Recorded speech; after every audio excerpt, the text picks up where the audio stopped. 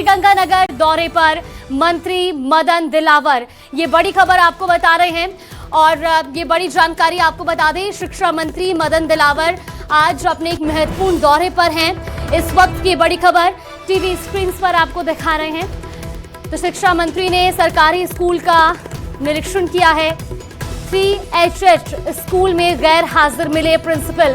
श्रीगंगानगर दौरे पर है शिक्षा मंत्री, बिना छुट्टी के अवकाश लिए जाने का मामला भी उनके संज्ञान में आया है। 3HH स्कूल में गैर हाजिर प्रिंसिपल मिले हैं। संवाददाता अशोक हमारे साथ जुड़ गए। अशोक, एक अहम दौरा शिक्षा मंत्री का और इस दौरान वो स्कूलों का जायजा लेते भी नजर आए। फिलहाल ताजा अपडेट आपके पास? बिल्कुल, देखिए, जागृति शिक्षा एवं पंचायती राज मंत्री मदन दिलावर श्रीगंगानगर जिले के दौरे पर अलसुबह पहुंचे हैं, जहां उन्होंने विभिन्न स्कूलों का और ग्राम पंचायत परिसर का औचक निरीक्षण भी किया है। जानकारी जो निकलकर अभी तक सामने आई है उसमें 3HH और 1DBN दो इन गांवों के स्कूलों में काफी भारी मात्रा में अनियमितताएं पाई गई है। सबसे खास बात, 3HH स्कूल के अंदर बिना अनुमति के ही स्कूल के प्रिंसिपल गैर हाजिर मिले। न केवल स्कूल प्रिंसिपल बल्कि स्कूल के में मौजूद अन्य 2 शिक्षक भी गैर हाजिर मिले।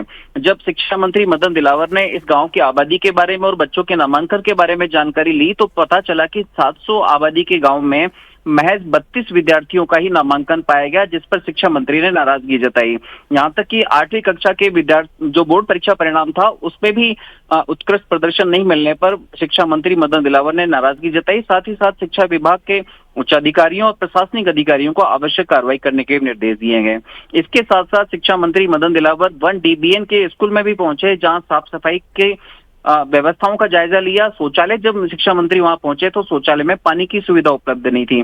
यहाँ तक कि जो छात्राओं के लिए शौचालय बने हुए थे वहां पर छात्र शौचालय लिखा हुआ था और छात्र शौचालयों के बाहर में छात्रा शौचालय लिखा हुआ था। तो वहां पर भी गफलत की स्थितियों को देखते हुए शिक्षा मंत्री मदन दिलावर के द्वारा नाराजगी जताते हुए शिक्षा विभाग के अधिकारियों के साथ साथ स्थानीय प्रशासनिक अधिकारियों को आवश्यक और कड़ी कार्रवाई करने के निर्देश भी दिए गए। फिलहाल श्रीगंगानगर जिले में ही शिक्षा मंत्री मदन दिलावर मौजूद हैं। आज नाइट होल्ड भी उनकी यहीं पर रहेगी, तो ऐसे में संभावना है कि वो शाम तक या फिर कल भी श्रीगंगानगर जिले के अलग अलग स्कूलों का निरीक्षण करने के साथ ही ग्राम पंचायतों का भी निरीक्षण कर सकते हैं। जी बिल्कुल, बहुत शुक्रिया आपका जानकारी साझा करने के लिए।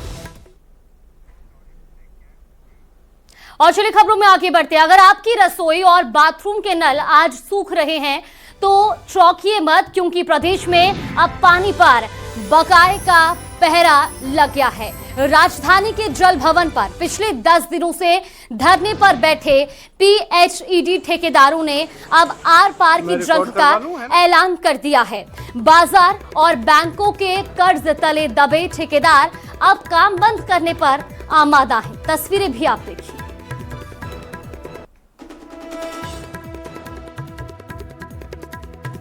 PHED कॉन्ट्रैक्टर एसोसिएशन का धरना आज लगातार 10 से 13वें दिन भी जारी है और इनकी साफ तौर पर मांग है कि 4500 करोड़ के करीब लगभग इनका बकाया है और आज इन्होंने साफ तौर पर कहा है कि अगर इनकी मांगें नहीं सुनी गई तो उसके बाद में जो है पूरे प्रदेश का पानी बंद किया जाएगा।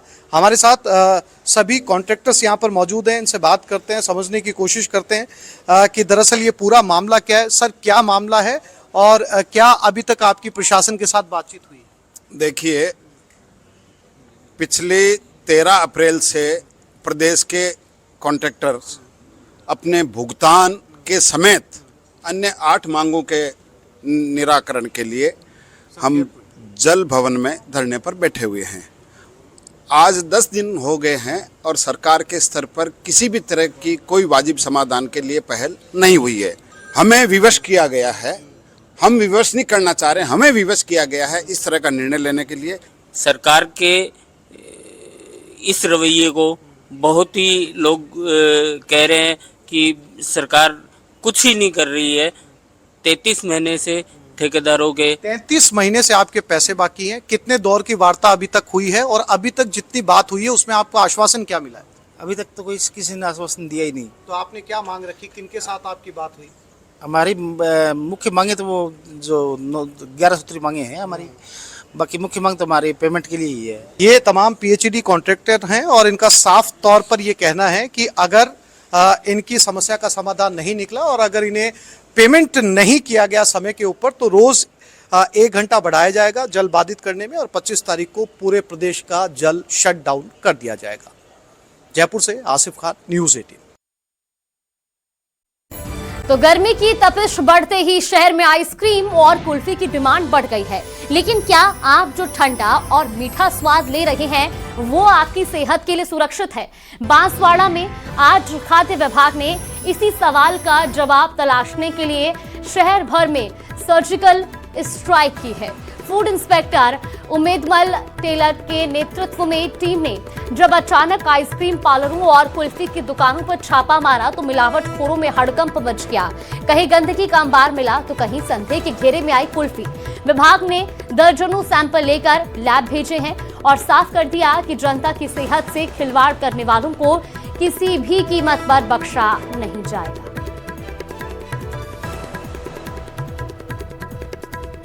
की तरफ से जो अभियान चलाया जा रहा है 18 तारीख से 18 तक तो मिल्क एंड मिल्क प्रोडक्ट का था, जिसमें हमने 9 सैंपल लिए गए सभी तरह के दूध से बने हुए प्रोडक्ट है। इसके अलावा 20 तारीख से और 25 तारीख तक का है जो आइसक्रीम और कुल्फी वाला जो है, तो सभी जो ब्रांडेड कुल्फी और जो बर्फ से बनी हुई जो आइसक्रीम कुल्फी जो है उनके सैंपल लिए जा रहे हैं। उसी कड़ी में आज यहाँ की जो कुशल बाग के पास जो मुन्ना भाई कुल्फी वाले है वहां से एक आइसक्रीम का और एक दूसरा सैंपल। वहीं नागौर के कुचेरा में 14 साल के यश और 16 साल के नीरज सैनी ने टेक्नोलॉजी की दुनिया में बड़ा कमाल किया है। दोनों ने मिलकर एक ऐसा ह्यूमनॉइड एआई रोबोट तैयार किया है जो इंसानों की तरह देख सकता है, समझ सकता है और बातचीत भी कर सकता है। और इस रोबोट का नाम है रक्षक 01।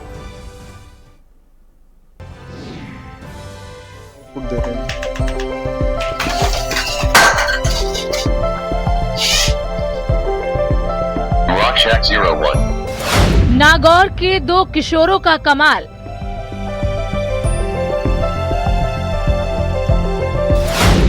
दोनों ने मिलकर बनाया एआई रोबोट।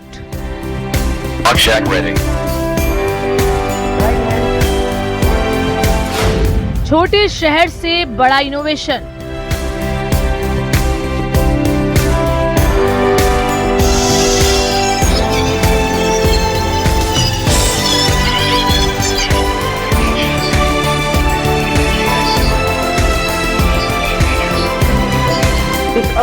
कक्षा 9 में पढ़ने वाला यश शर्मा और 11वीं में पढ़ने वाले 16 साल के नीरज सैनी दोनों ने ऐसा कमाल किया कि लोग हैरानी के साथ गर्व की अनुभूति कर रहे हैं। नागौर के कुचेरा कस्बे में रहने वाले इन दोनों होनहार लड़कों ने ह्यूमनॉइड एआई रोबोट बनाया है। सबसे खास बात यह है कि इस हाईटेक रोबोट को किसी बड़े लैब में नहीं बल्कि सीमित संसाधनों के बीच तैयार किया गया। ये हमारा बनाया हुआ रोबोट है, ये पूरा प्लास्टिक से बना है। इसका नाम है रक्षक 0.1। ये हमने पूरे घर पे बनाया है। ये हमारा घर पे इसको पूरा डिजाइन किया है, घर पे इसको पूरा बनाया हुआ है। इसको बनाने के लिए हमने PLA का फिलामेंट यूज किया है जो कि सब कुछ ऑनलाइन मिलता है। उससे फिर इसको धीरे धीरे टुकड़ों में पूरा बनाया, फिर उसको पूरे को जोड़ करके फिर पूरा बनाया हुआ है। क्योंकि ये हम इसको इंडियन आर्मी के लिए बनाना चाहते थे, इसलिए इसको नाम रक्षक दिया गया। और ये पूरा आर्डिनो पर वर्क करता है और ये C++ लैंग्वेज पे चलता है। पूरा पाइथन से इसका AI बनाया हुआ है जो कि इसको कंट्रोल करता है। रक्षक 0.1 नाम का अत्याधुनिक ह्यूमनॉइड एआई रोबोट न सिर्फ इंसानों की तरह देखने और समझने की क्षमता रखता है बल्कि वॉइस कमांड के जरिए बातचीत भी कर सकता है और रियल टाइम में प्रतिक्रिया देता है। इसे बनाने में Python programming language, artificial intelligence और 3D प्रिंटिंग जैसी अत्याधुनिक तकनीकों का इस्तेमाल किया गया है। कई महीनों की मेहनत, लगातार प्रयोग और असफलताओं के बाद रक्षक 0.1 को सफलतापूर्वक तैयार किया गया। ये जो रोबोट है ये एक ह्यूमनॉइड रोबोट है जो कि मेरे और मेरे मित्र नीरज सैनी के द्वारा बनाया गया है। इस रोबोट के अंदर एक AI है, आर्टिफिशियल इंटेलिजेंस, जो कि बातचीत करने में और उसमें सहायता करता है। और अगर कोई भी सवाल जवाब में करना हो तो ये उसमें भी सहायता करता है, लाइक चैट GPT और भी जैसे सवाल जवाब कर सकता है। और हम आगे इसमें और फीचर्स ऐड करने वाले हैं जिससे चल के हमारे घर के जो भी मेन थोड़े बहुत काम होते हैं वो कर सके। और अगर हमें मौका मिलता है तो हम इसको इस तरीके से अपग्रेड करेंगे कि जैसे अगर हमारे घर में कोई नहीं है तो हम उसको कुछ सेंसर्स लगा देंगे। अगर कोई चोर आएगा तो डिटेक्ट करके तुरंत कॉल लगा देगा अपने जो भी ओनर होगा। स्थानीय वैज्ञानिक भी इस इनोवेशन की सराहना कर रहे हैं और मानते हैं कि सही मार्गदर्शन मिलने पर ये दोनों छात्र देश स्तर पर बड़ी पहचान बना सकते हैं। रक्षक O.1 न सिर्फ एक रोबोट है, बल्कि ये छोटे शहर में छिपे बड़े टैलेंट की एक मजबूत मिसाल है। नागौर से न्यूज़ 18 राजस्थान के लिए प्रकाश तंवर की रिपोर्ट।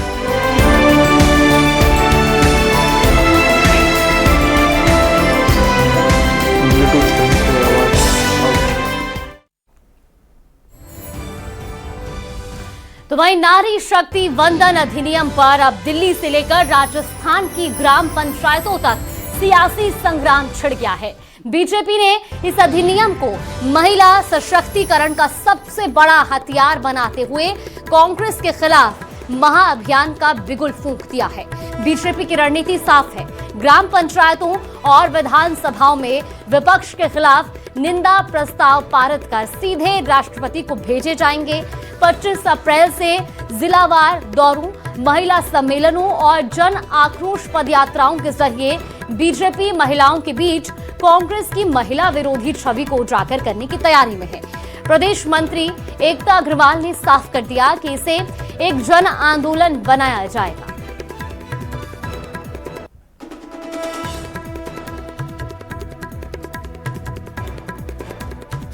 दो 2023 में पास किया था। अब हमारे देश के प्रधानमंत्री मोदी जी ने इसको लागू करने के लिए 16, 17, 18 अप्रैल को सदन में रखा था, जिसमें कांग्रेस पार्टी और अन्य विपक्षी पार्टियों ने इसको लागू होने नहीं दिया और इस बिल के अगेंस्ट में वोटिंग करी। इसको लेकर तमाम मातृशक्ति में बहुत ज़्यादा रोष है और भारतीय जनता पार्टी की महिला कार्यकर्ताओं में भी बहुत रोष है। भारतीय जनता पार्टी ने 20 अप्रैल से लेकर दिनांक 23 अप्रैल तक हर जिले में महिला जनाक्रोश प्रेस वार्ता आयोजित करने जा रही है। तो वहीं चित्तौड़गढ़ के बेंगू में आज प्रशासन का रुद्र रूप देखने को मिला। राजस्थान हाईकोर्ट के हंटर के बाद बेंगू उपखंड प्रशासन ने भूमाफियाओं और अतिक्रमणकारियों की कमर तोड़ दी है। पारसोली थाना क्षेत्र के जोधपुरिया गोपालपुरा में करीब 300 बीघा बेशकीमती चारागाह भूमि को मुक्त कराने के लिए युद्ध स्तर पर अभियान शुरू किया गया है। एसडीएम अंकित सामारिया के नेतृत्व में भारी पुलिस जाब्ते के साथ पहुंची जेसीबी ने अवैध बाड़ों और पक्के निर्माणों को ताश के पत्तों की तरह ढहा दिया। लंबे समय से सरकारी जमीन को अपनी जागीर समझकर बैठे माफियाओं में अब हड़कंप मचा हुआ है।